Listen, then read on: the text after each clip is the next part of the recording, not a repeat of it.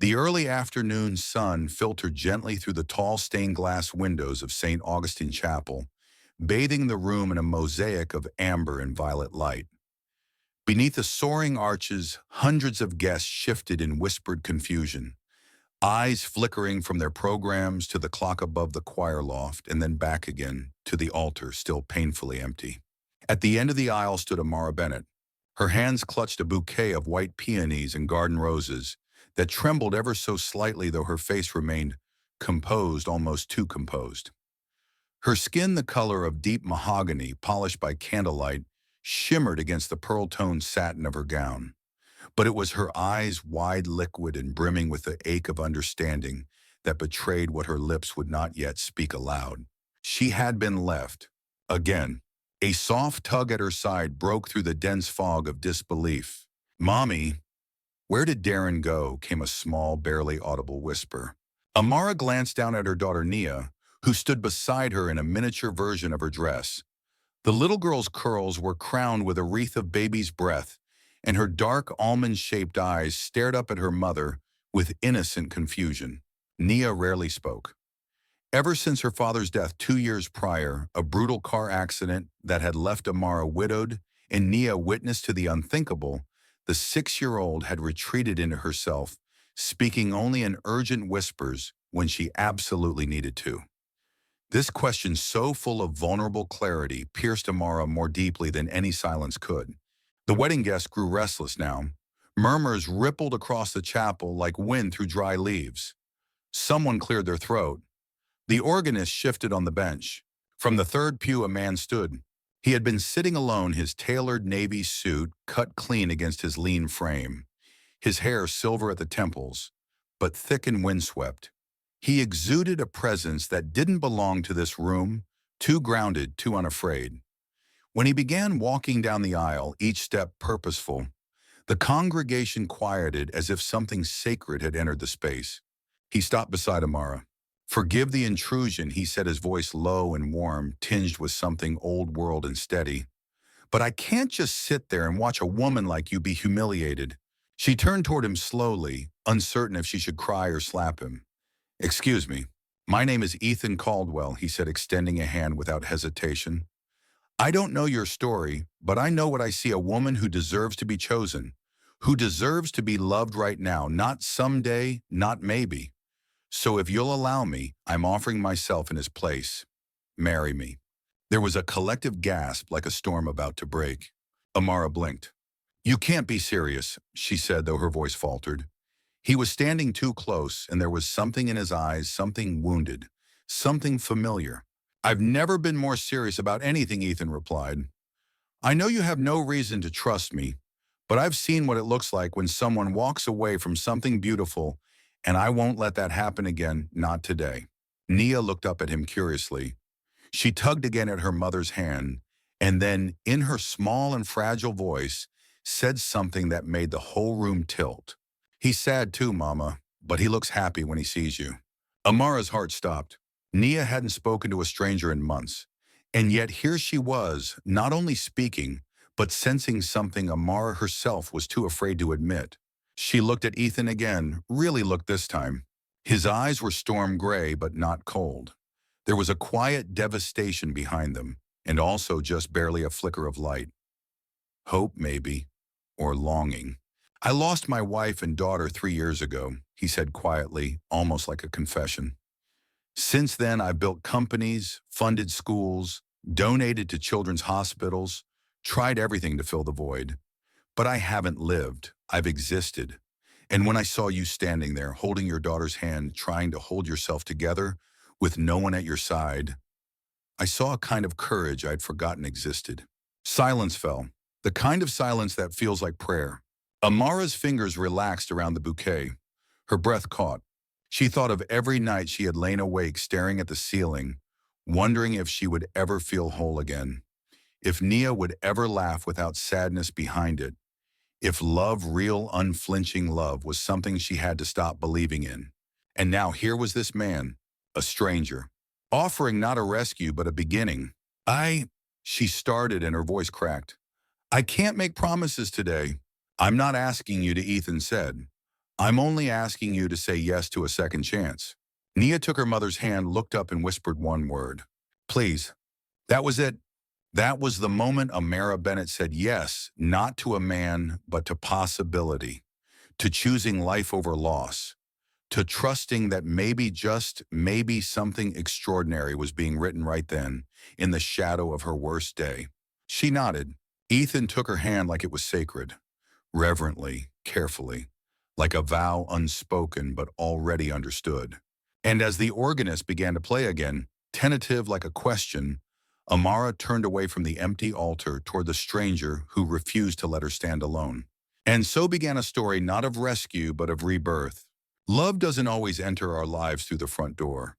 Sometimes it walks down the aisle in the most unexpected moment. If this story touched your heart, don't forget to like this video, leave us a comment with your favorite moment so far, and follow our channel for the next part of this unfolding love story. We're just getting started. The courthouse was quiet eerily, so compared to the sweeping chaos of what had just happened inside the cathedral. Gone were the murmurs of shocked guests and the hollow echo of footsteps against polished marble.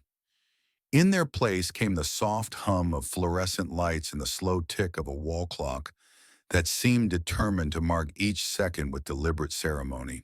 Amara sat in a folding chair outside the clerk's office, her fingers still wrapped around the same bouquet of peonies, though the petals now drooped under the weight of the day's events.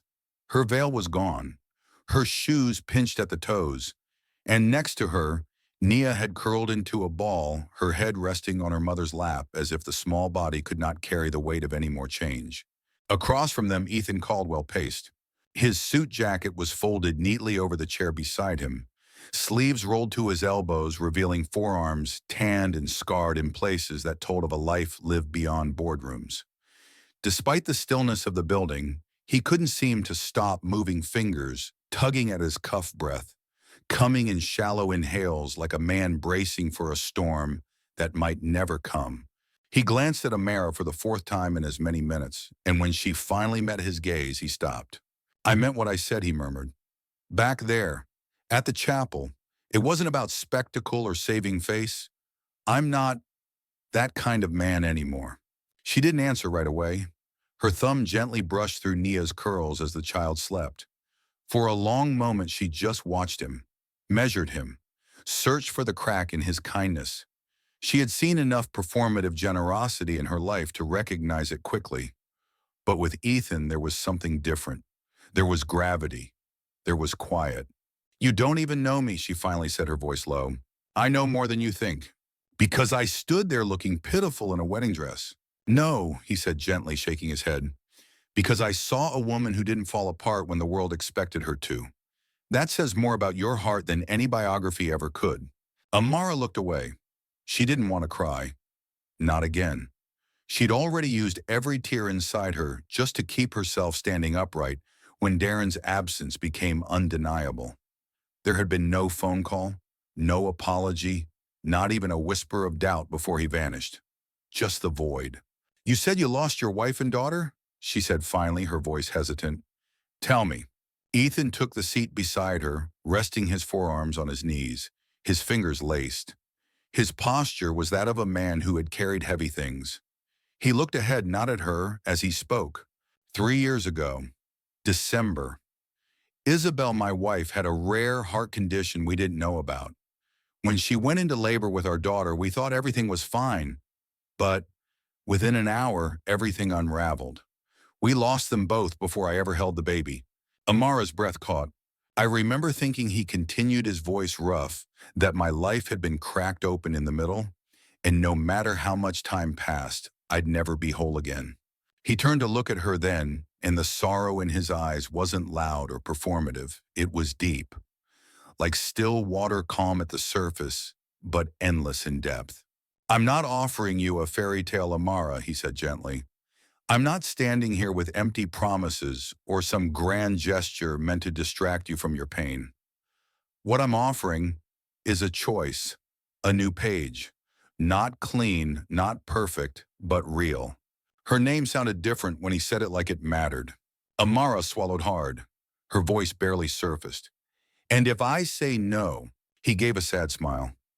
Then I'll walk away. No questions, no pressure, but I'll still think about you and your daughter for a long time.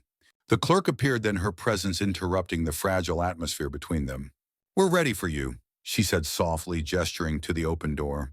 For a moment, Amara didn't move. She looked down at Nia, still asleep, still fragile and brave all at once. The weight of motherhood, widowhood, heartbreak, and healing pressed against her chest. She wasn't sure if she was brave or simply exhausted. Then she stood. In the quiet ceremony that followed, Judge Patterson recited the words of commitment with a gentle gravity. No guests, no music, just the fluorescent lights and the rustling of legal documents. Nia stood between them, one small hand in Amara's, the other, reaching tentatively for Ethan's fingers. He didn't flinch. He didn't hesitate. He just held her hand like it was a fragile promise he would never break. Do you, Ethan Caldwell, take Amara Bennett as your lawful wife? I do, he said with a voice steadier than she expected. Do you, Amara Bennett, take Ethan Caldwell as your lawful husband? Her breath trembled, and yet the words came. I do. When they were pronounced husband and wife, Ethan didn't kiss her, not right away. He stepped forward slowly, lifting her hand, and pressed his lips against her knuckles with the kind of reverence Amara hadn't felt in years. And just like that, it was done. They were bound not by history, not by passion, not even by romance yet, but by a strange, tentative trust, a surrender to something unknown but gently promising. Later that evening, as Ethan drove them home in a quiet, electric sedan, Amara stared out the window, watching the Portland skyline blur into twilight. Nia, tucked in her car seat behind them, hummed softly to herself. Ethan adjusted the temperature slightly when Amara shivered. She didn't thank him. She didn't have to. He just nodded, eyes focused on the road as if every small gesture was a quiet vow. I'm here. I will stay. And in that silence, something began. Not love, not yet, but the flicker of a light in a long, dark room.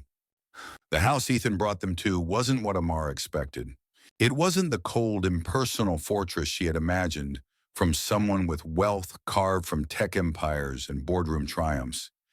Instead, it sat quietly on the edge of Forest Park, framed by pine trees and ivy-covered brick, the kind of place where light fell in golden patches through wide windows, and every room seemed to carry the echo of something gentle. Still, to Amara, it was foreign territory, luxurious, unfamiliar, and quiet, in a way that made her nerves flicker with uncertainty. She stood in the entryway, clutching Nia's overnight bag with one hand, while the other held her daughter's small, warm palm. Nia's wide eyes scanned the space-vaulted ceilings, muted earth tones, shelves filled with old books, and tiny glass figurines. It looked less like a tech executive's home and more like the curated haven of someone who remembered everything they had lost. You're welcome to make yourselves at home, Ethan said softly, coming in behind them. There's no rush for anything, no expectations. Amara looked at him. Why are you being so careful? His smile was faint. Because I know what it feels like to wake up and find your life rewritten in a single day. She said nothing, but something in her chest eased. He led them down a hallway to a guest room. It was already prepared, two twin beds made up in crisp linens, soft lighting, and a small plush unicorn resting against one of the pillows. Nia ran to it instantly, her hand brushing against the soft fabric. A spark of wonder lit her face, and she turned to her mother with something close to joy. Amara looked at Ethan. You set this up before the wedding. He nodded. I wasn't sure if you'd say yes, but I knew I had to be ready in case you did. She stared at him for a long moment, then turned away. That night, Amara couldn't sleep. She lay in bed listening to Nia's even breathing beside her and the faint murmur of Ethan moving around somewhere in the house. Everything felt too soft, too kind, too surreal. Her heart still bore the bruises of betrayal, and now she was here under the same roof as a man she barely knew legally, his wife, and unable to comprehend whether she had leapt or been pushed. Her hand reached out in the dark to where Nia lay. Her daughter stirred, turning in her sleep, and mumbled something against her pillow. Amara's eyes welled without permission. She had promised herself she would protect Nia from heartbreak, from chaos, from growing up too fast. And now, Isawin, had she done the right thing? She rose quietly, careful not to wake the child, and padded barefoot down the hall. The kitchen was lit only by the under-cabinet lights casting a glow over granite counters and glass jars filled with dried herbs. Ethan stood at the stove, stirring something in a pot, wearing an old navy t-shirt and pajama pants, his hair tousled. The scent of cinnamon and milk drifted through the air. "You don't sleep either," he asked without turning. "I haven't slept through the night in 2 years," she replied. He glanced over his shoulder. Warm milk. She hesitated, then nodded. He poured 2 mugs, passed one to her without speaking, and they stood in silence for a while, sipping. The warmth filled her slowly, throat, chest, stomach. A strange, reluctant comfort. "You know," she said quietly, "I was terrified that Nia would never speak again." He looked at her. She used to sing all the time. Made up songs in the bathtub. She wanted to be a performer. Then, the accident. After David died, it was like she closed a door in her mind and didn't want to come back out. "She will," Ethan said with quiet certainty. "You don't know that." "No," he admitted, "but I believe it." Amara looked at him closely. "Why?" He met her gaze, his own steady and open. "Because she still looks at you like you're her whole world. And sometimes, silence isn't absence. It's survival." The words hit her deeper than she expected. She looked away. Later, as she returned to bed, Amara found Nia sitting upright, awake, and holding the unicorn close to her chest. "You left," the girl whispered. "I just went to get some warm milk," Amara said gently, brushing hair from her daughter's cheek. "You're okay, I'm here." Nia nodded slowly. Then in a voice barely more than a breath, she asked, "Are we staying here forever?" Amara swallowed the lump in her throat. "We're going to take things one day at a time. Is that okay?" Nia nestled into her arms. "He smells like peppermint and books," she said quietly. "I like that." It was the most she had spoken in weeks. Amara blinked back tears, pressing a kiss to her daughter's forehead. One day at a time. 3 days passed. The silence of grief still hovered around the house, but it no longer suffocated. Ethan was cautious but constant, never intruding, never distant. He made simple breakfasts, asked Amara about her work as a speech therapist, told her about his failed attempt at sourdough during quarantine. He didn't ask for stories about her past, but when she offered them, he listened with his whole being. And then on the 4th morning, he asked gently, "May I take Nia to the bookstore?" Amara hesitated. "You don't have to," he added quickly. "But I thought maybe letting her pick something out would help her feel some ownership here. Like this house has pieces of her in it." It wasn't the idea that moved Amara. It was the way he said it. Thoughtfully, quietly, like he knew how hard it was to feel like you belonged anywhere. She nodded. That afternoon when they returned, Nia came running into the living room with a paper bag crinkling in her hands. She beamed silently and handed Amara a book. The cover was watercolor delicate, a girl with dark curls sitting under a tree. "She picked it out herself," Ethan said. "It's about a girl who finds her voice in unexpected ways." Amara opened it. Inside on the title page, Ethan had written a single sentence in neat handwriting. "To Nia, your voice is your power, whether spoken or silent." Amara closed the book and looked up at him. She didn't say thank you. She didn't need to. Because in that moment she understood something deeper than words. This man wasn't here to fix them. He was simply here, steady, open, waiting for the moment they might begin to choose him back. And as Nia curled up on the couch with her new book, and Ethan moved into the kitchen to start dinner, Amara sat in the golden hush of the living room and let herself believe that maybe, just maybe, this strange, quiet, unexpected life could be something sacred. Not perfect, but real. A vow made not in words but in presence, in patience. A vow they were already beginning to keep. Surreal. Amara had never lived in a house where the walls breathed so softly. It wasn't the stillness that struck her. It was the way the silence seemed to hold space for all the things she couldn't yet say. The walls didn't press in, they didn't echo. They simply stood around her, solid and patient, like they were waiting for her to trust them. Her suitcase remained untouched by the guest room door, half unzipped clothes folded too neatly, as if unpacking would mean this was permanent. She moved through the house like someone balancing on a tightrope, grateful, cautious, waiting for the moment she might slip and wake up from this strange, quiet dream. Ethan never intruded. He worked from a small home office tucked away upstairs, a sunlit corner with bookshelves and a standing desk. He made his own coffee in the mornings, played jazz while cooking dinner, and always left a second fork on the counter beside a fresh bowl whether or not Amara said she was hungry. And Nia had begun to change. It was slow at first. A hum here, a whispered question there. But her steps became lighter. Her eyes lingered on the corners of rooms as if she was making mental notes. This is where the light hits in the morning. This is the spot where the house creaks after midnight. One afternoon, Amara came into the living room to find Nia curled in a blanket fort that Ethan had built between two armchairs, fairy lights draped across the top like stars. She asked if she could camp inside today. Ethan explained, his eyes warm. I thought, why not? Some dreams are better made of pillows than plans. Amara smiled, though it came from somewhere uncertain in her chest. Her gratitude was tangled with guilt. She didn't know how to receive kindness that didn't come with a debt. That night she stood by the bedroom window, long after Nia had fallen asleep, the air outside crisp with autumn's slow approach. The pines swayed in the breeze. The moon hung low, heavy with quiet light. Ethan passed in the hallway on his way to the kitchen. He paused when he saw her silhouetted in the window. You okay? He asked gently. She turned, arms folded over her sweater. Do you always take in strangers? His brow lifted slightly. Only the extraordinary ones. She let out a soft breath. I still don't know what to do with this. With you. With how easily you've made space for us. You don't have to do anything, he replied. You're not obligated to become someone you're not just because we stood in front of a judge. I meant what I said. We'll write this story one day at a time. She looked at him for a long moment, something tight uncoiling in her chest.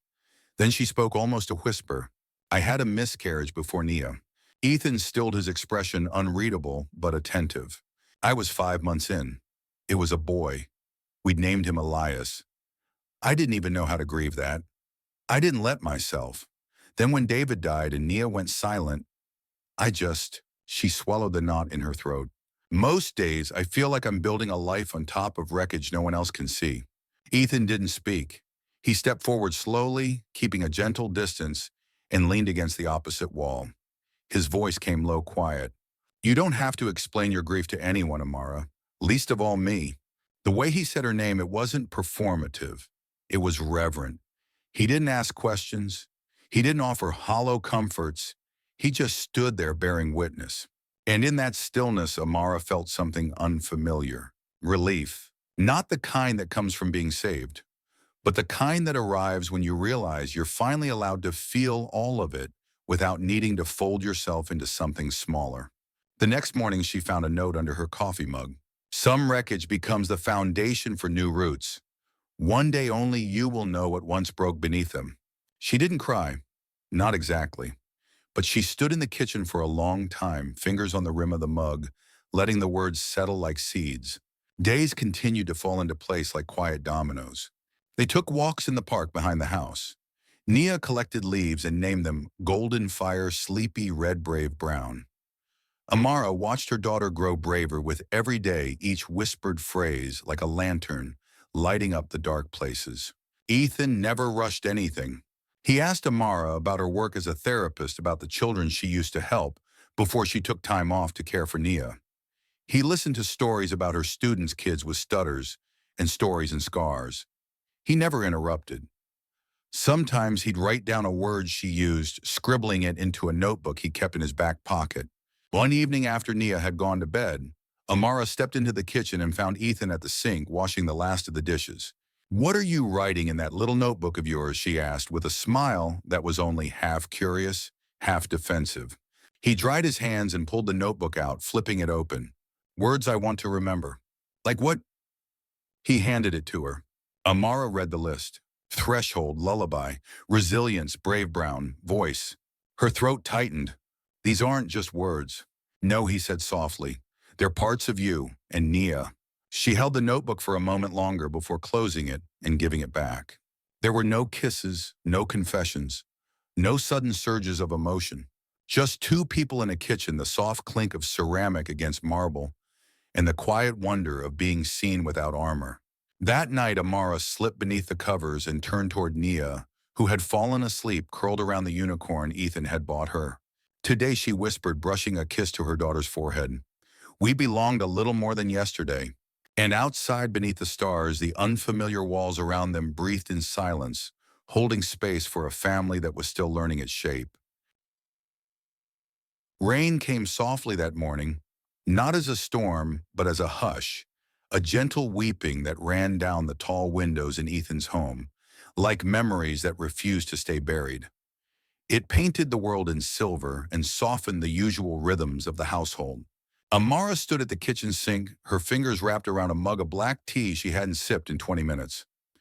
Outside, the garden shimmered under the rain's quiet touch, while inside, Nia played with paper dolls in a corner nook, her hum like a barely there thread connecting the moment to something steadier.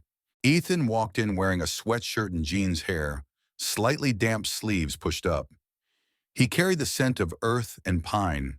He'd gone outside earlier to bring in the wind chimes, but Amara could tell from the flush of his cheeks that he'd stood in the rain a little longer than necessary, like he needed to feel something honest on his skin. You okay? He asked, his voice softer than usual. She didn't turn around. Rain always does this to me. This is a Usern. She gave a faint shrug, makes the past louder. Ethan didn't press. He poured himself coffee and leaned against the counter beside her, giving her room but not distance. It was something she had come to admire about him, how he held space without trying to fill it. She exhaled slowly. My mother used to call it grief weather. She said some days even the sky needed to mourn. He nodded thoughtfully, letting her continue in her own time. I dreamed of David last night, she said, finally, eyes still on the rain. We were in our first apartment, tiny, cluttered, always smelling of burnt toast. He was playing his guitar in the living room, and Nia was just a baby asleep on my chest. Her voice quivered. I remember thinking in the dream that I couldn't believe I had ever been that happy. And then I woke up, and it was like falling through the floor. Ethan didn't respond right away. He simply reached for the tea kettle and refilled her mug, then slid it closer without a word. I loved him, she continued, voice quieter now. Even when it was messy. Even when we fought about bills or bedtime routines or how much he worked. I loved him right up until the morning he never came home. Ethan's gaze was steady, patient. You still do? She blinked hard. Is that wrong? No, he said gently. Love doesn't die just because someone does. It lingers, it changes shape, becomes part of you. Amara looked down at her hands, the steam from the tea curling around her fingers. There's a part of me that feels like I'm betraying him just being here.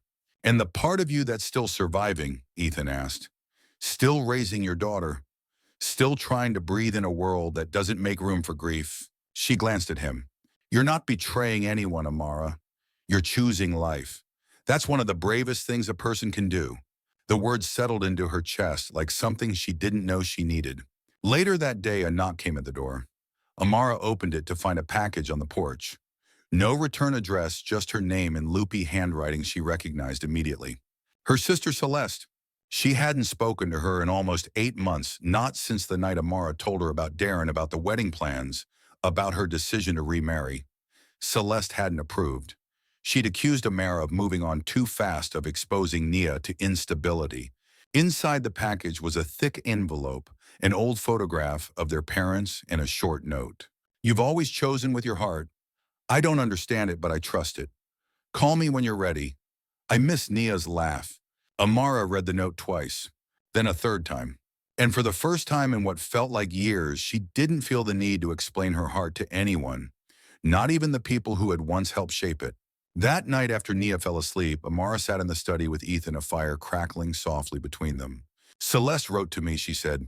His eyebrows lifted slightly. That's your sister. Yes, we haven't talked in a while. She didn't approve of, well, any of this.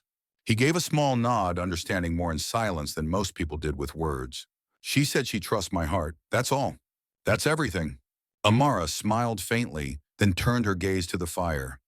Its glow danced over the bookshelves and painted her skin in gold. I was terrified, she whispered. The day I said yes to you. I was too, Ethan said softly. She looked over at him surprised. I wasn't scared of you, he added. I was scared I wouldn't be enough for you for Nia, that I'd carry too much of my own grief to be of any use. He paused. But every day I wake up and see the two of you here still choosing to stay. I believe a little more that maybe we weren't meant to be whole when we found each other. Maybe we're supposed to build something new from the pieces. Amara didn't respond. She just nodded slowly as if something inside her had been named. She stood wrapped the blanket tighter around herself, and as she left the room, her fingers brushed his shoulder. Not an embrace, not even a touch of affection, just acknowledgement. And in that gesture, Ethan felt a shift, not seismic, not sudden, but sure. The shadows of their past were still there, but for the first time they no longer loomed. They simply existed part of the story, but no longer the whole of it. Sewer. It began with a whisper. A tiny word at the breakfast table, half lost in the clink of spoons and the rustle of toast being buttered. Amara almost missed it, but the sound, small, deliberate, froze her hand midair. More, please, Nia's voice. Clearer than it had been in months, maybe a year. The words floated across the table like fragile birds uncertain in flight, but unmistakably real. Ethan looked up from his plate as still as she was, and their eyes met in shared disbelief. Nia, unaware of the weight her words carried, simply held up her bowl, her dark curls spilling over her shoulders, her big eyes curious and calm. Amara blinked once, twice. Then she stood, walked slowly around the table, and crouched beside her daughter. Her voice trembled. What did you say, baby? Nia held her gaze and repeated softly, more please. And Amara, unable to hold it in any longer, gathered the girl in her arms, pressing her face into the crook of her neck, as tears rose hot and uncontrollable. She didn't weep like someone wounded. She wept like someone finally allowed to believe again. Behind her, Ethan said nothing, but she felt his presence steadying the moment like the warmth of a hand you don't have to see to trust. That morning changed something. The silence between them, the heavy unspoken things began to transform. Where there were once gaps filled with caution and uncertainty, there grew small bridges, little gestures, shared routines. Nia began to speak more, just a few words each day, always softly, sometimes only to Ethan when she thought her mother wasn't looking. This one's my favorite, she'd whisper when he read a bedtime story. You forgot a page, she would giggle when he skipped ahead on purpose. And with every word, Amara felt both pride and a quiet ache. Because she knew it wasn't just therapy or time that had brought her daughter's voice back, it was something more intangible. It was safety. It was trust. It was Ethan. He had a way of listening that made even silence feel seen. He never praised Nia too loudly. He never pushed or coaxed. He simply celebrated her in the smallest ways, pausing to let her finish her thoughts, following her gaze to understand her needs, letting her feel like her voice, even in fragments, had power. One evening, Amara found a note taped to the kitchen cabinet in crayon. Things Ethan says. You don't have to speak to be brave.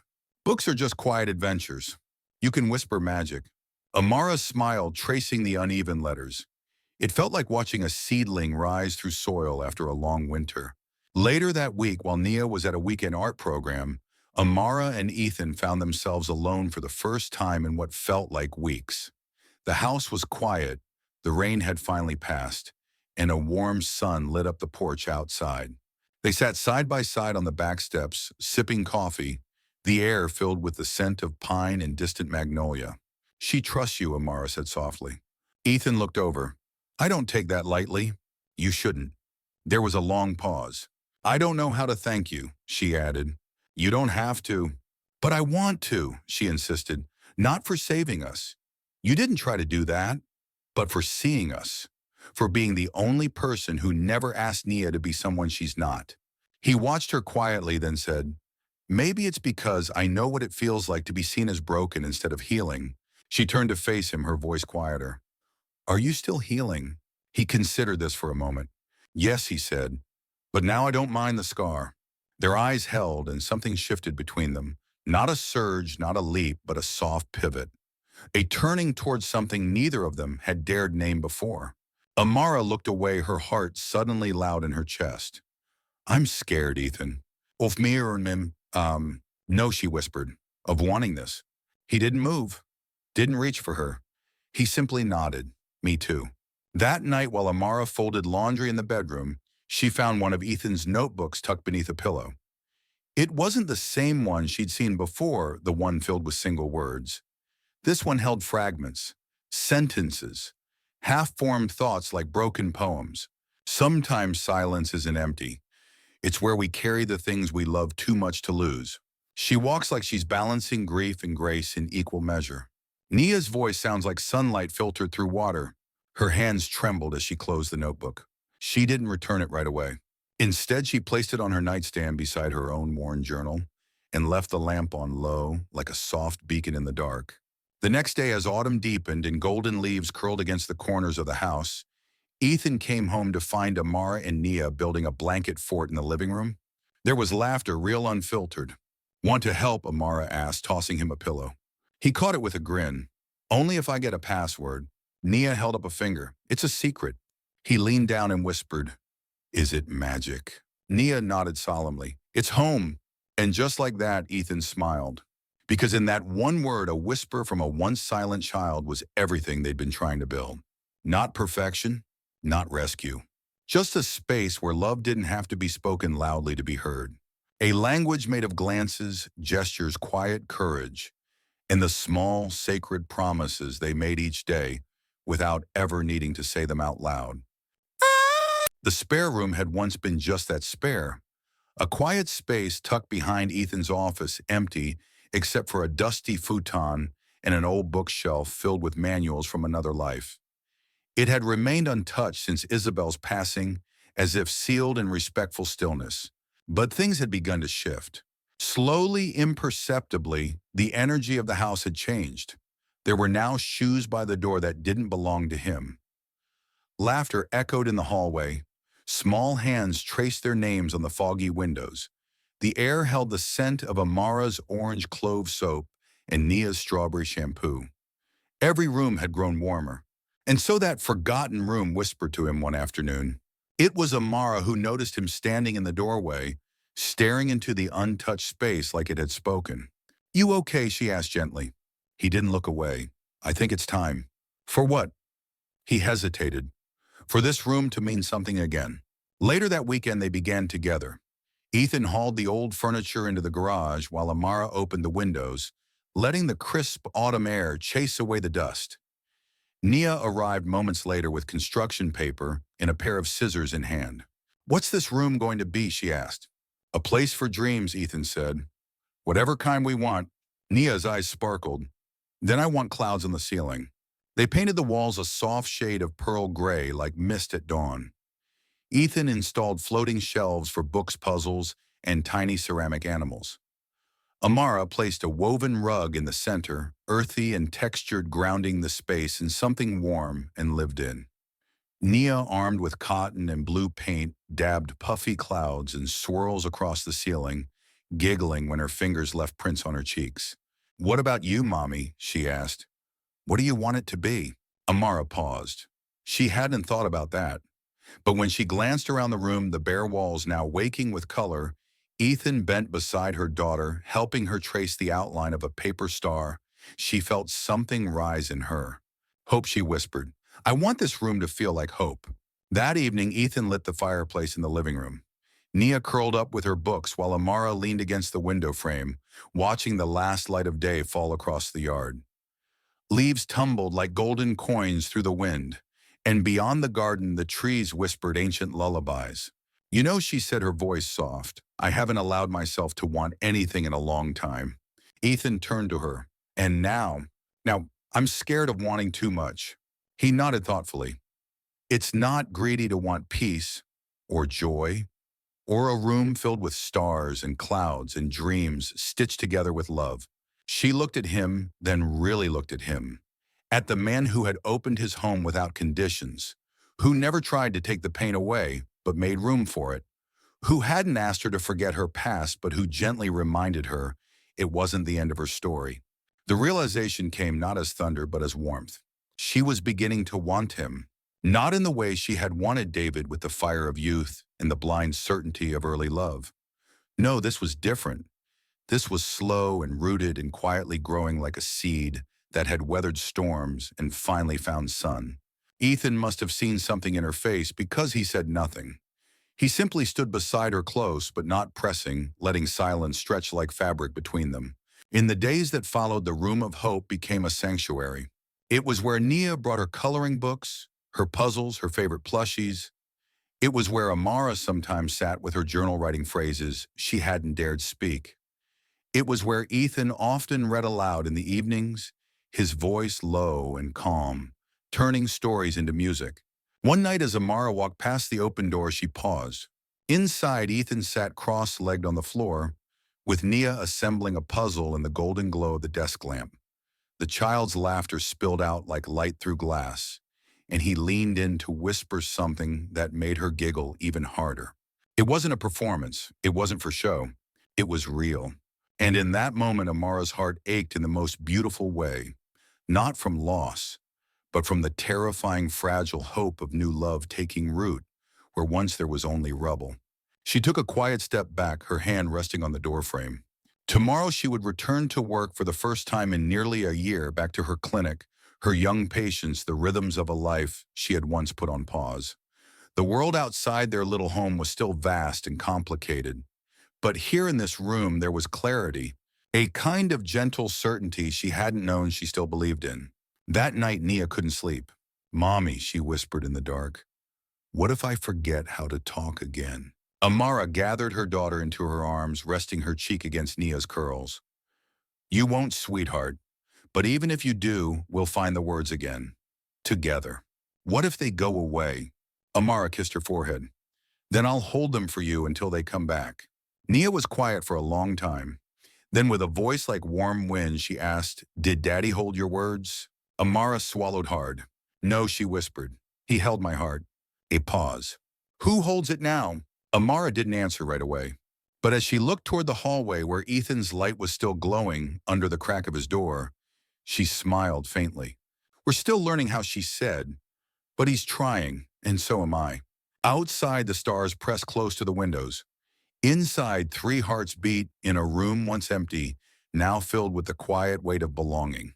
A room full of hope. And just like that, the walls of the house shifted again, not louder, not brighter, but deeper. Like a home learning to love again? Amara's first day back at the clinic felt like stepping onto a stage she hadn't rehearsed for.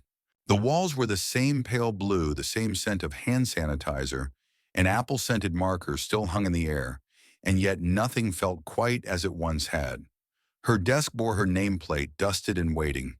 A stack of intake forms greeted her like old ghosts. Colleagues welcomed her back with cautious smiles, as though afraid any wrong word might unearth pain she wasn't ready to confront. She smiled in return, gracefully, gratefully. But inside, she was navigating a landscape she didn't yet recognize. The sound of children's voices returned to her like a forgotten melody. One tiny boy stuttered through a story about a pirate who lost his parrot, and she leaned in, encouraging every syllable, as though each one held a secret she too was trying to recall. During her break, she stepped outside into the courtyard, let the autumn wind pull strands of her hair across her face, and breathed in deeply. She thought of Nia, of Ethan, of the house that had slowly grown into a home without asking her to choose between memory and possibility. Later that evening, she returned just as the sky turned to honeyed amber and the porch light flickered on like a waiting heartbeat. Nia met her at the door, arms wide, smile blooming like a sunrise. "Mommy." Amara dropped to her knees, gathering her into an embrace that undid the weariness of the day. Over her daughter's shoulder, she saw Ethan step out from the kitchen apron, still-tied eyes searching hers like he'd been listening for her footsteps all afternoon. "You survived," he said, the softest smile tugging at his mouth. Barely, she teased, brushing a curl from her forehead. "But I remembered why I do it." He stepped closer, offering her a dish towel. "Dinner's almost ready. Nia made the salad. It has grapes." Amara laughed. "Grapes!" Apparently they're essential to any real meal. They ate together around the table, the clink of forks and bursts of laughter stitching the space between them. Nia told a long, winding story about a classmate named Trevor who sneezed into his own backpack, and Ethan pretended to be horrified, sending the girl into a fit of giggles. And for a while it was just that simple. After dinner, Amara found herself in the living room alone, sorting through a box of old books she'd brought from storage. Among them, she found her journal, the one she'd kept in the months after David's death. Her hand froze on the cover. She hadn't dared open it in a year. But something about tonight, about the quiet, the warmth, the easy rhythm of life reawakening gave her the courage. She flipped it open. Her handwriting was messier then. Grief had no time for neatness. I missed the way he made the room feel safer just by being in it. I'm afraid Nia won't remember his voice. I'm afraid I will. There's a numbness I've grown used to. I wear it like a second skin. Tears pricked her eyes, not from sorrow, but from tenderness. She no longer feared these words. They had formed a bridge from then to now. And now the house held laughter again. Now she could miss David without losing herself. She looked up and saw Ethan standing in the doorway watching her with that same quiet reverence he always did when he sensed something sacred had happened without fanfare. "You okay?" he asked. She nodded slowly. "I'm just remembering." He stepped inside, sat beside her on the floor. The fire crackled gently in the hearth. "You know," he said, "I used to think broken meant ruined, but maybe it just means there's more room to fill." She looked at him, then offered the journal. "Do you want to read it?" He hesitated. "Only if you want me to." She pressed it into his hands. "I do." And so he did. Not all of it, just a few pages. He didn't speak while he read, but his expression shifted with each sentence. Compassion, ache, admiration. He reached for her hand when he closed the book, fingers warm grounding. "I wish I could have known him," he said. Amara's voice broke. "He would have liked you." They sat there for a long time, her head resting on his shoulder, his hand cradling hers. No one tried to fix anything. No one needed to. The following Sunday, they went to the community farmers market. Ethan carried a woven basket. Nia danced between stalls like a butterfly, touching pumpkins, tasting jam, choosing flowers with a gravity that made the vendors smile. At one point, Amara stood back and watched them. Ethan bent low beside her daughter, examining apples like they were precious stones. Nia chattering in quiet bursts that had once been unimaginable. Her heart expanded in her chest, not painfully, just enough to feel alive. "Do you think," she asked him later as they walked back to the car with arms full of produce and bouquets, "do you think some things break just to be rebuilt differently?" Ethan glanced sideways at her, the sun crowning his hair in light. "Not just differently," he said. "Better." She didn't answer. But she reached for his hand, and for the first time she didn't let go. That night, Amara wrote a new journal entry. "This isn't a replacement, it's a resurrection. A different kind of love, quieter maybe, but no less fierce. We were broken, yes. But this is where broken things begin again." She tucked the journal away. And then she turned out, the light stepped into the hallway, where soft voices still echoed from Nia's room, and found Ethan waiting with 2 mugs of tea and a look in his eyes that told her they were no longer surviving, they were beginning. So, autumn was slipping quietly toward winter, and with it came the kind of cold that crept into your sleeves and reminded you to seek warmth wherever it could be found. For Ethan, that warmth was no longer abstract. It had a name, too, actually, Amara and Nia. Their presence had soaked into the rhythm of his days. Soft footsteps down the hallway, the scent of cinnamon lingering in the kitchen, the sound of laughter muffled behind closed doors. It had been weeks since Amara moved in, yet there were still moments when he would catch himself in the quiet, struck dumb by the sheer miracle of it, the way her voice could soothe a storm, the way Nia's giggle could repair a fracture that had lived in him for years. And tonight the fire crackled louder than usual. Outside, a soft rain tapped the window panes, steady and unhurried. Inside, flames danced in the hearth, throwing golden shadows across the living room. Nia was fast asleep, curled beneath a fleece blanket on the couch, with her favorite stuffed unicorn tucked beneath her chin. Amara sat nearby, her knees drawn up, a book open in her lap. But she wasn't reading. She was watching the fire. Ethan entered the room quietly, holding 2 mugs of hot cider. He offered one to her, and she accepted it with a soft murmur of thanks, her fingers brushing his in the exchange. For a while, neither spoke. The fire spoke for them, pops and sighs, the occasional flutter of a burning log collapsing inward. Outside, the water sang its lullaby on the roof. It was a night made for truth-telling, the kind that slips out when defenses are softened by comfort. I used to be afraid of water, Amara said suddenly, her voice low. Ethan turned to her. Really? She nodded. Not oceans or rain, just bathtubs, showers. I know it sounds irrational. It doesn't. I couldn't bear the stillness. I'd get in and my mind would start spinning memories, grief, regrets. It felt like I was drowning in my own head. Ethan said nothing, only sipped his cider. It got better over time, she added. But I still remember the worst of it. I'd sit on the floor of the bathroom just to feel the steam. That way I didn't have to be in it. I could trick myself into healing. He looked at her, then really looked. Not with pity, but with something more tender.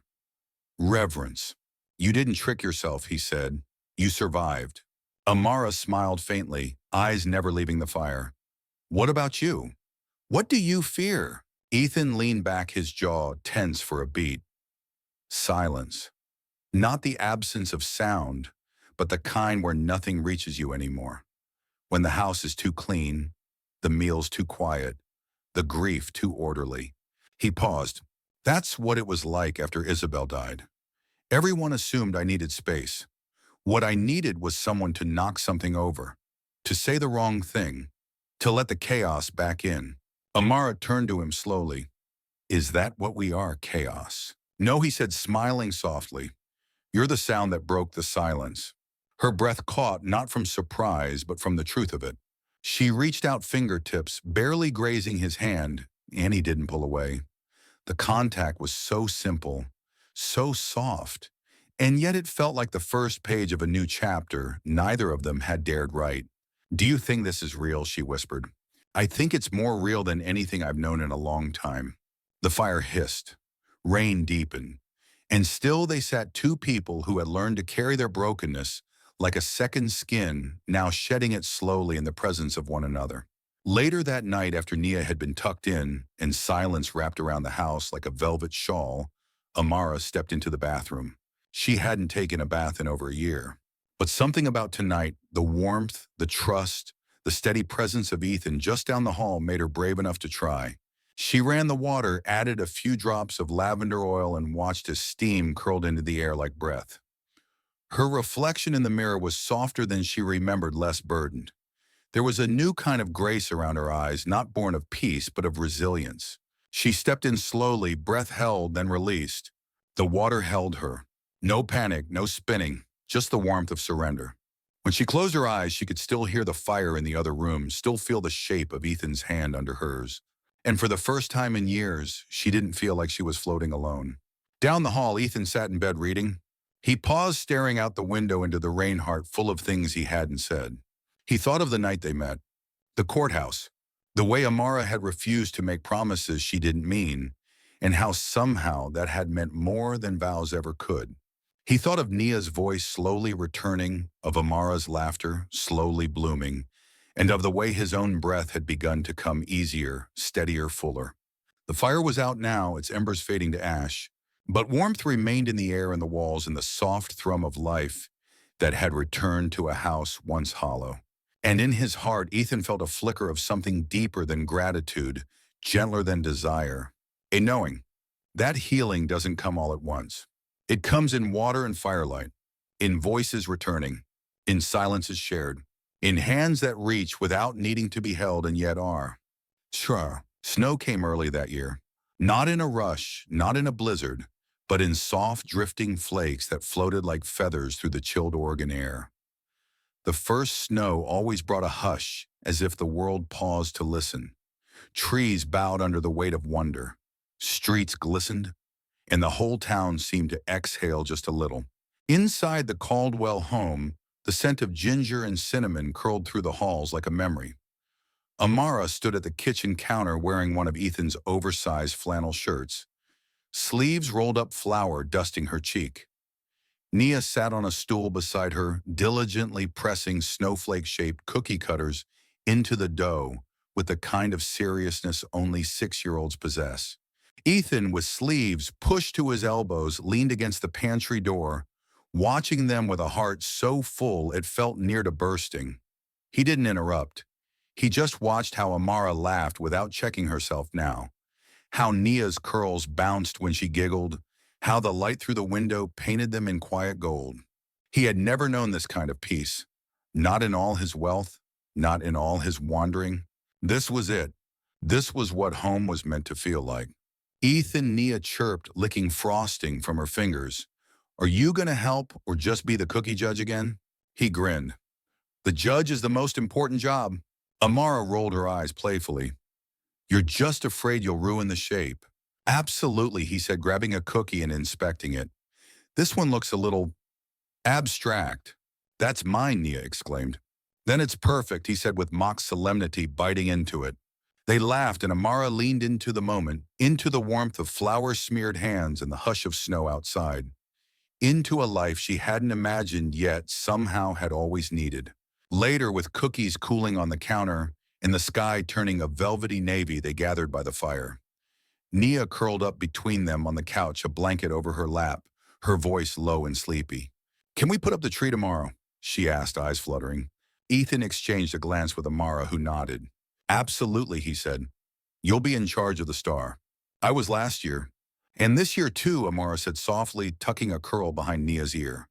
Tradition. There was a pause. Nia's gaze drifted between them. Then, as if testing the ground beneath her feet, she whispered, This is better than our old house. Amara's breath hitched. Why, sweetheart? She asked gently. Because here, Nia yawned, it feels like everyone's heart is together. Ethan's hand found Amara's behind the blanket. They didn't say a word, but they didn't have to. When Nia was tucked in bed surrounded by her plush animals and the faint hum of lullabies from the nightlight speaker, Amara lingered by the doorway. She didn't mean that to hurt Ethan, said softly behind her. I know. Amara turned to him, voice warm. She just told the truth. He stepped closer. And how does it feel to you? She looked around the hallway softly, lit the scent of pine from the garland on the banister, the hush that came only when a house was at peace. It feels, she said slowly, like I've been holding my breath for years. And now, I can breathe. Ethan didn't speak. He reached for her hand and led her down the hallway past Nia's room into the room of hope. They hadn't been in here much since the weather turned colder, but tonight it called to them. The lights from outside cast dancing shadows on the walls. The shelves were filled with books and little things, dried flowers. Nia's drawings photos clipped gently to a string that hung across one corner. There was a photo of the three of them taken only 2 weeks earlier, standing under the maple tree out back. Nia beaming. Ethan's hand resting lightly on Amara's waist. Amara caught mid-laugh, as if joy had surprised her. This room, she whispered, it feels different now. How so? It doesn't feel like a place we created to escape pain. It feels like a place we made to welcome love. He looked at her, then truly looked at the woman who had arrived in his life not as a storm, but as a sunrise. Quiet, unassuming, irrevocably bright. You don't have to say anything, she said gently, sensing the way his breath had deepened. But he shook his head. I want to. She waited. I've loved before, Ethan said, voice low, steady. And I've lost before. I never thought I'd be brave enough to do either again. Amara's eyes shimmered. But you and Nia, you didn't ask me to be brave. You just let me be present. And in doing that, you gave me back parts of myself I didn't realize I'd buried. Her hand reached for his. I don't want to rush us, he said, but I also don't want to pretend that this isn't real, that you're not home to me. Amara pressed her forehead against his. I don't want to pretend either. He kissed her, not with urgency, but with reverence, like the first light on a winter morning, like something rediscovered after a long journey. Her arms found his shoulders, his hand curved gently at her waist. And in that embrace, there was no past pulling them backward, only a present alive with possibility. Snow continued to fall that night, blanketing the world in softness. But inside, firelight flickered. Hearts beat in unison. Words once buried in silence danced softly between them. And for the first time since she'd walked into the courthouse, carrying a trembling child and her own trembling heart, Amara didn't feel like a stranger walking through borrowed space. She felt seen. She felt claimed. She felt finally, fully, irrevocably home at last. Saskatoon, winter thawed slowly in Oregon. The snow, once crisp and magical, turned to slush in the gutters and puddles on the sidewalks. Branches dripped bare and reaching, but beneath it all, green pushed quietly through soil still trembling with frost. The promise of spring whispered at the edges of everything. One Friday morning, Ethan pulled into the driveway with a surprise in his eyes and an old picnic basket in his hands. "Pack warm," he told Amara, handing her a folded map and a wink. 2 hours later, they were winding through the hills in his SUV, Nia singing softly to herself in the back seat, her breath fogging the windows as she drew little hearts with her fingertip. "Where are we going?" Amara asked, glancing over the map. "You'll see," Ethan replied, eyes on the road, smile tugging at the corners of his mouth. "It's a place I haven't been to in years. Not since before everything shifted." "Shifted," she echoed. He nodded and said nothing more. They arrived near noon. The vineyard stretched before them like something out of a painting. Rows of vines, still bare from winter's grip, rose and fell over the land like a soft hymn. The sky above was pale blue with wisps of cloud drifting like silk. At the center of it all stood an old stone house, ivy crawling up its weathered walls, and a wooden sign that read, "Linden Hollow Vineyard." Ethan parked and turned to her. "This was my father's, then mine.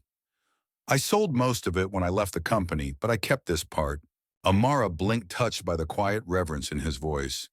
"Why haven't you come back?" He stepped out, letting the wind tousle his hair, because it echoed too loudly. She didn't ask what he meant. She simply took Nia's hand and followed him up the dirt path past the sleeping vines and the wind-blown arches. Inside the house, time had slowed. There were wooden beams on the ceiling, a stone hearth, and dust motes dancing in the soft light. The place smelled of cedar memory and the sweetness of old grapes. Ethan moved through it like a man walking through a dream he thought he'd forgotten, touching the edge of the kitchen table, brushing his hand over a framed photograph on the mantel. Nia ran ahead, discovering a sunroom filled with faded cushions and stained glass. She pressed her face to the colored glass and declared it a princess castle. Amara stayed near Ethan. "What did this place mean to you?" she asked. He took a breath. "It was the one place my parents were always happy, where I first learned how to make things grow. My mom said this land held echoes of laughter, of grief, of everything we poured into it. And when Isabel died, I couldn't hear anything but the loss." He paused, turning to her. "But lately I've started hearing something different." "Like what?" He smiled faintly. "Your voice. Nia's laughter. The sound of us." Her eyes shimmered. They walked the vineyard slowly, the three of them. Nia skipping between rows, collecting pebbles and tiny twigs like treasures. Amara and Ethan beside one another, their steps in rhythm, their silence no longer empty but shared. As they reached a small hill overlooking the entire vineyard, Amara turned toward him. "Why did you bring us here?" she asked softly. He looked out across the land, the wind brushing his coat. "Because I needed to know if it could still hold joy. If the echoes here could hold your names too." Amara reached for his hand. "And does it?" He turned to her then, and in his eyes she saw something fragile and fierce. Longing finally allowed to be spoken. "It does now." They picnicked beneath the arbor on a worn wool blanket, with mugs of warm cider and fresh bread pulled from the basket. Nia sang softly to herself, stringing grapevines into a makeshift crown. Ethan lay back, head resting on his coat, eyes half-lidded beneath the afternoon sun. Amara watched him, her heart full and aching. "Tell me something true," she said.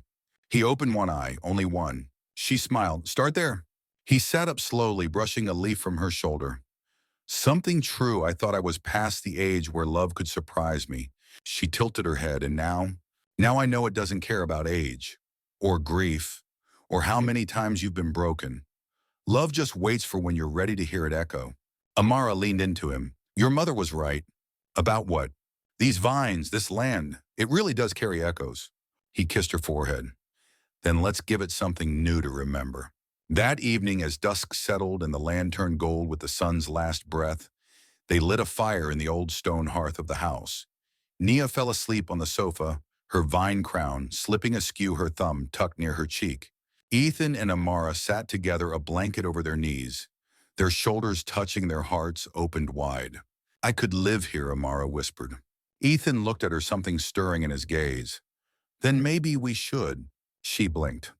What do you mean? I mean, he said, voice quiet and certain, maybe we stop surviving in the places we've outgrown. Maybe we plant roots where the echoes feel right. Amara didn't speak. Instead, she rested her head on his chest where his heartbeat was steady and warm. Outside, the wind carried the sound of old branches swaying. Inside, the fire crackled. And the vineyard, the place that had once mourned, listened as something new was sown. Not just love, but belonging. The kind that echoes, the kind that stays. Fraternitependeri. It was during a golden Sunday breakfast, waffles crisp with butter syrup dripping down their sides like sunlight, that Nia asked the question, "Can I call him Daddy?" The room fell into stillness. Not the uncomfortable kind, but something deeper, reverent. A hush born from knowing the moment was sacred. Amara looked up slowly from her plate, her fork still in midair. Across the table, Ethan had just poured orange juice, but his hand paused, frozen above the rim.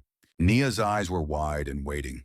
Her curls tumbled into her cheeks, sticky with syrup and innocence. She hadn't meant to drop a stone into the pond, but the ripples had already begun. Amara cleared her throat gently, setting her fork down with care. "Sweetheart," she began, voice soft. "Where did that come from?" Nia shrugged, her little shoulders rising. "He tucks me in. He brings me books. He holds my hand when I'm scared. That's what a daddy does, right?" Silence again. Ethan looked at Amara, eyes full of questions he didn't know how to ask. Amara's breath was steady, but her heart had begun to whisper old fears.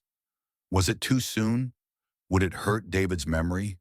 Would it hurt Ethan if she said yes, or if she said no? But her daughter's voice was a light in the dark. "Mommy?" Amara leaned forward, brushing a crumb from Nia's cheek. "Come here, baby." Nia patted around the table and climbed into her mother's lap.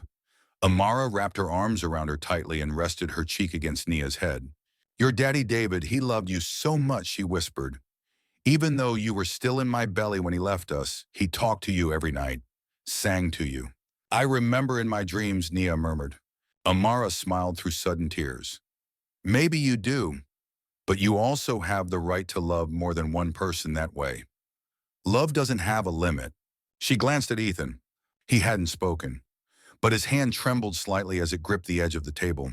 "Do you want to ask him?" Amara said gently. Nia nodded and turned.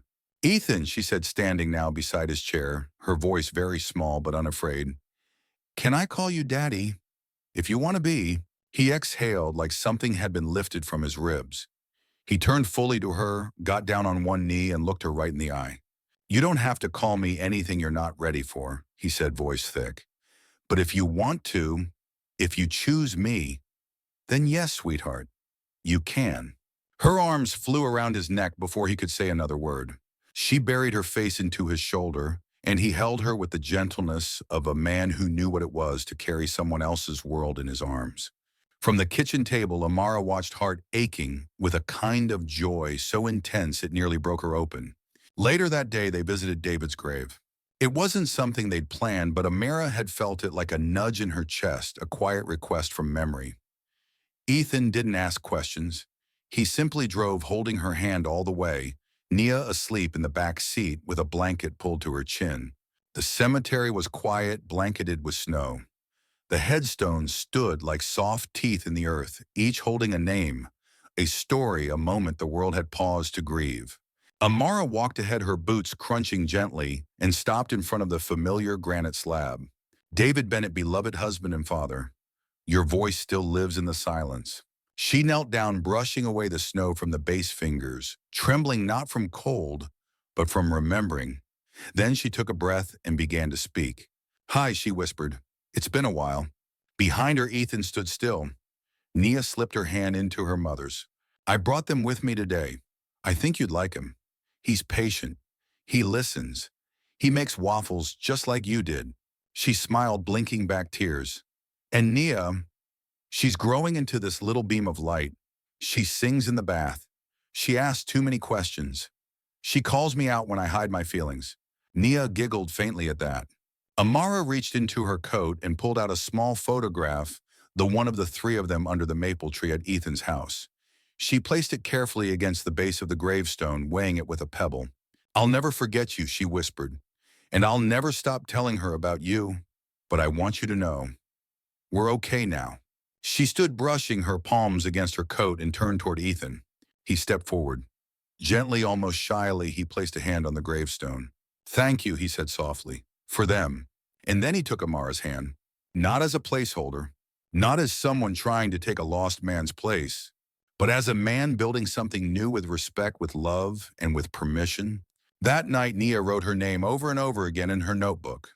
Nia Bennett, she said, flipping the page. Nia Bennett Caldwell, she tried tongue fumbling. Amara leaned in, brushing her hair. You can be whoever you want, sweetheart. I just want to belong to all of us, she whispered. Amara kissed her forehead. You already do. Ethan stood at the doorway, watching them, heart thudding like a drum of quiet wonder. He never imagined he'd find himself here in this house, in this life, in this family that wasn't his by blood, but now pulsed with his every breath. And when Nia looked up and said, "Good night, Daddy," something inside him finally came home. In the days that followed, the world didn't shift dramatically. There were still dishes to wash, bills to pay, homework to help with, and laundry to fold. But something had changed, not in the noise, but in the silence. It held new meaning now. A name had been given, not as a title, but as a gift. One earned, one shared, one held tenderly like a promise. Father. Spring tiptoed into their lives with the scent of lilacs and the soft insistence of sunlight through the kitchen windows. The vineyard began to bloom again, tender shoots curling upward along the vines, each bud a quiet miracle. Ethan walked the rows each morning, often with Nia bounding ahead in her rubber boots, Amara trailing behind with a thermos in hand, wrapped in the warmth of something new stirring in her body. But Amara hadn't said a word, not yet, because sometimes joy too needs to be protected. She discovered it in the way most things reveal themselves unexpectedly and quietly. A missed cycle, a lingering fatigue, a tenderness across her lower abdomen she hadn't felt since before David died. She sat in the bathroom for a long time after the test turned positive. Not panicking, not overjoyed, just still. The kind of stillness that comes when life whispers a truth too big to say aloud. She had dreamed of this once. A new baby, a growing family. But those dreams had folded themselves into grief, tucked away like dresses from another season.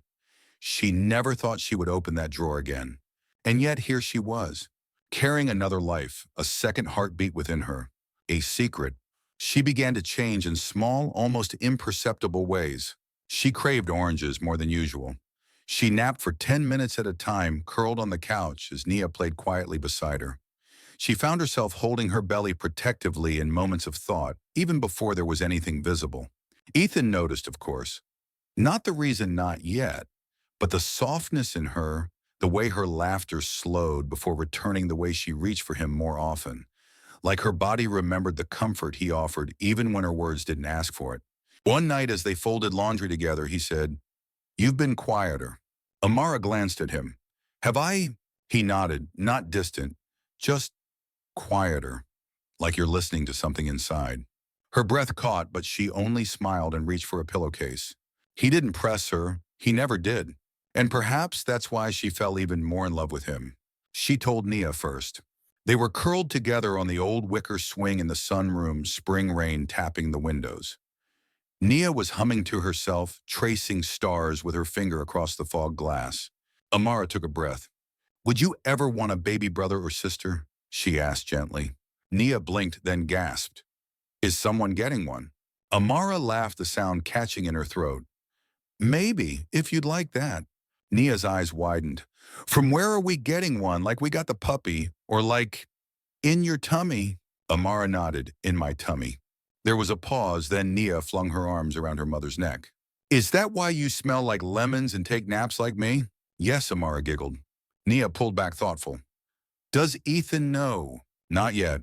Nia placed her hand carefully on her mother's stomach and whispered, "You have to tell him. He's going to be so happy." Amara held her daughter close and closed her eyes. "I hope so." She waited until a quiet evening, just the two of them. Nia was asleep upstairs, the fire low and crackling. The house felt full of hush, as though even the walls were holding their breath. Ethan had just returned from a walk in the vineyard. His cheeks were pink from the wind curls, slightly damp, and his flannel shirt smelled of earth and pine. He dropped into the couch beside her with a content sigh. "I want to show you something," Amara said. He looked over at her, curious. She reached behind the cushion and pulled out a small rectangular box wrapped in linen ribbon. He raised a brow but said nothing as he untied it. Inside was a tiny knit hat, the kind that fits in the palm of your hand. Cream-colored, soft, clearly handmade. He stared at it. His lips parted but no sound came. "I found out 2 weeks ago," Amara said quietly. "I wanted to be sure before I said anything. I know it's soon, and I know we didn't plan it, and I—" Ethan turned to her so quickly she stopped. His eyes were wet, but his smile, oh his smile, lit the room like dawn. "You're pregnant," he whispered. She nodded. He pressed the hat to his heart. "We're going to have a baby." She laughed, tears spilling down her cheeks. "Yes." And then he kissed her, as if there were no past, no wounds, no history too heavy to carry together. As if her body, her courage, her heart had gifted him the world. When the kiss broke, he cupped her face in his hands.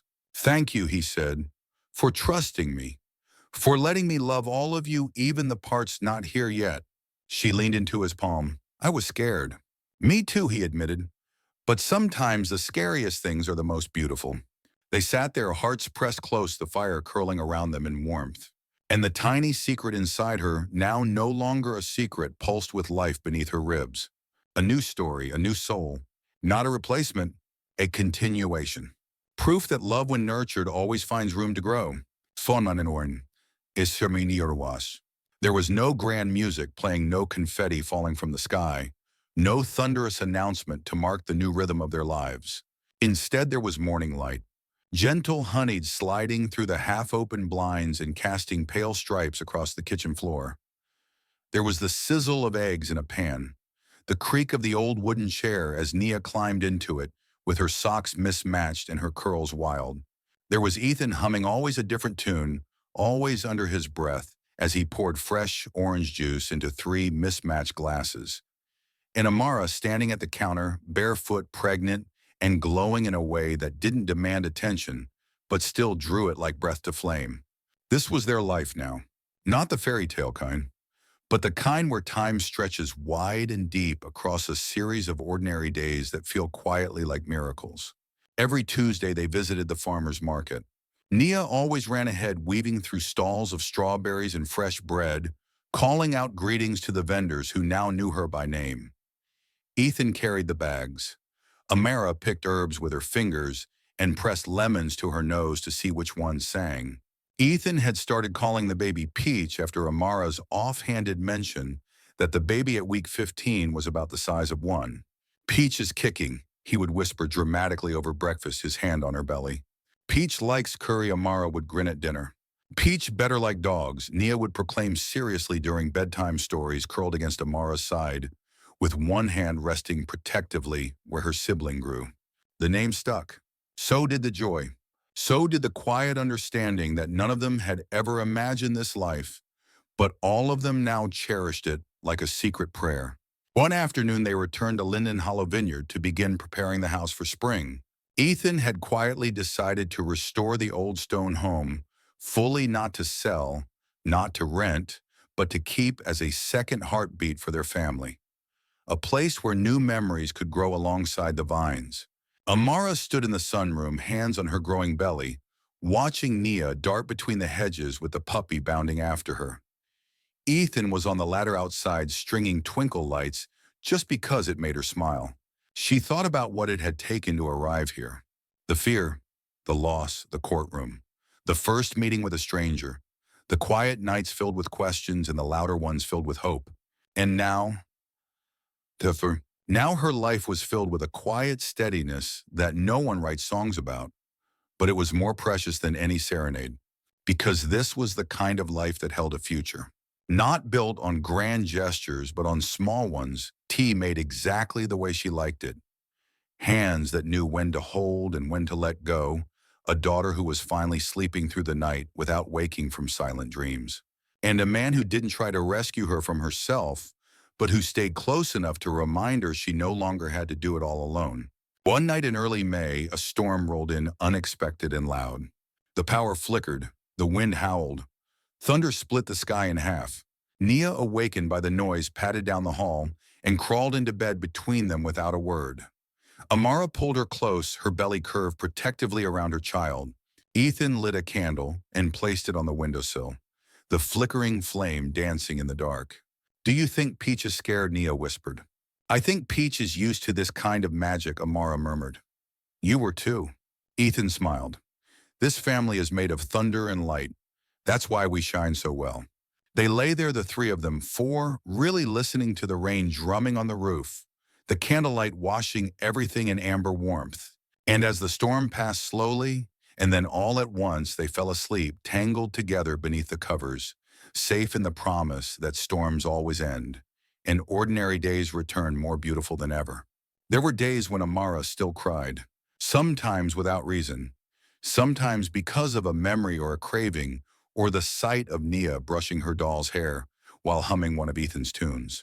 But she no longer cried alone, and that changed everything. There were days Ethan fell quiet, still haunted by ghosts of decisions he couldn't undo. But Amara's touch always brought him back, not by demanding explanations, but by offering presence. And Nia, bright, brave Nia, flourished in the garden of this new love.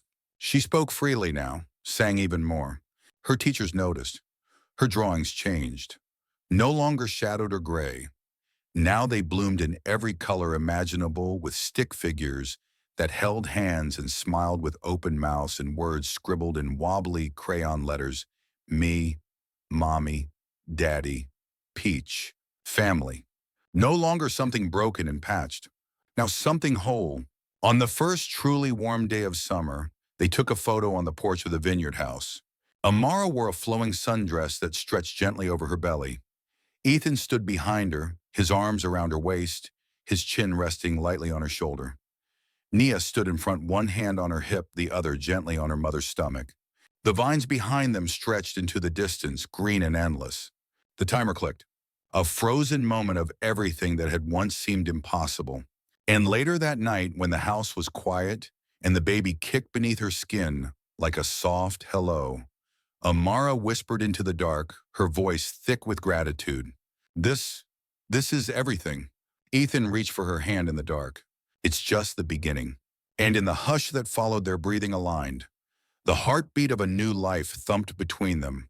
Not the start of a fairy tale, but the soft, steady promise of ordinary days that mattered more than any dream. Ornamam. Labor began quietly, like a whisper folded into the rhythm of dawn. The house was still. Birds had not yet begun their morning hymns, and the sky beyond the bedroom windows was painted in the faintest shade of silver blue. Amara stirred beneath the covers, not from pain, but from a knowing deep within her bones. She reached for Ethan's hand instinctively. He was already awake. They didn't speak. They didn't need to. In the space between their palms was a language all its own. He kissed her forehead, pulled on a sweatshirt, and called the midwife. The vineyard house had been ready for weeks. A quiet cradle sat beneath the window in the nursery, its edges carved with vines and stars. Linen sheets lay folded atop the dresser, and baby clothes no bigger than a hand were stacked in delicate piles like petals. And in the living room, where sun poured through every pane, Ethan had arranged a birthing space just as Amara had dreamed, calm, warm, and full of light. Nia's watercolor paintings lined the walls, small bursts of color, proof of love's fingerprints. By mid-morning, the contractions came in steady waves, strong but not cruel. Amara moved through them with the grace of someone who had already walked through the fire of transformation and now trusted its rhythm. Ethan never left her side. He whispered strength into her ear, counted her breaths when hers faltered, and kissed her knuckles between each rising tide. Outside, the vines swayed in the wind. Inside, something sacred unfolded. Just past midday, Peach was born. Not with screaming, not with fear, but with the smallest sigh, like a prayer answered. A girl with a full head of soft curls and skin like cinnamon and cream. Eyes tightly shut, a warrior wrapped in softness. Amara wept the moment she touched her daughter's chest. Not from pain, from memory, from hope. From the aching realization that life had trusted her body with another miracle. Ethan held them both, his arms trembling, his cheeks wet. He kissed Amara's damp temple and whispered, "You are everything." Nia crept into the room an hour later, barefoot and solemn. Her eyes widened at the sight of her baby sister, then narrowed as she studied her like a scholar inspecting a mystery. "She's so small," she whispered. "Peach is here now," Amara said softly, cradling the bundle. "Can I hold her?" Ethan guided her onto the couch beside them. With steady hands, she held her sister for the first time. Her face transformed. "She smells like hope," she said. And Amara thought, yes, exactly that. In the weeks that followed, life didn't return to normal. It evolved. There were sleepless nights and lullabies half mumbled in the dark. There were bottles warmed and dropped and reheated again. There were diapers changed by moonlight and morning coos that brought tears of wonder. But more than anything, there was love. Love in the way Nia now took her sister's hand during bedtime stories. Love in the way Ethan danced with Amara in the kitchen, while Peach napped in the sling across her chest. Love in the silence of the vineyard, where Ethan would stand at dusk cradling his daughter to his chest and murmuring the same lullaby his mother once sang to him. Love in the way Amara now looked in the mirror and saw not just survival, but a woman reimagined by love. One evening, as summer ripened on the edges of the leaves, Amara and Ethan stood on the porch watching the sky fall into golden dusk. Peach slept in Amara's arms, her breath a soft rhythm against her mother's chest. Ethan wrapped his arms around them, both his chin resting lightly on Amara's shoulder. "Do you remember the courthouse?" she asked suddenly. He laughed gently. "How could I forget? I almost didn't walk in," she said. "And I almost didn't look up." They both smiled. "What made you?" she whispered. "You," he replied. "You walk like someone who'd been carrying the world but refused to let it crush her. And he paused, pulling her closer. "I saw someone who didn't need saving, but who deserved a place to rest." Amara closed her eyes, holding that truth close. "You gave me a name again," she said. "Not just in the world, in myself. You gave me something better than a name," he whispered. "You gave me a home." They stood like that until the stars appeared one by one, like the past whispering its blessings into the future. And beneath those stars, in a house built of second chances, love grew not in declarations, but in the way their lives folded into each other, like pages of a sacred book. Some stories are told in bold strokes, but others, like this one, are painted in the small, quiet brushstrokes of everyday tenderness, in silent glances, in holding hands at the breakfast table, in choosing to stay again and again. This was there forever, not because it was perfect, but because they had chosen it bravely, gently, completely. And the heart once broken remembered how to beat in rhythm with another. It remembered how to hope, how to trust, how to love without condition. And so the man who never thought he could feel again, the woman who carried her past in every breath, and the daughters who bound them with laughter and grace, they lived not in fairy tales, but in something richer, in a love that grows quietly, faithfully every day. If this story touched your heart, don't forget to share your thoughts in the comments, and follow our channel for more heartwarming journeys just like this one. Your support helps these stories find the hearts they're meant for.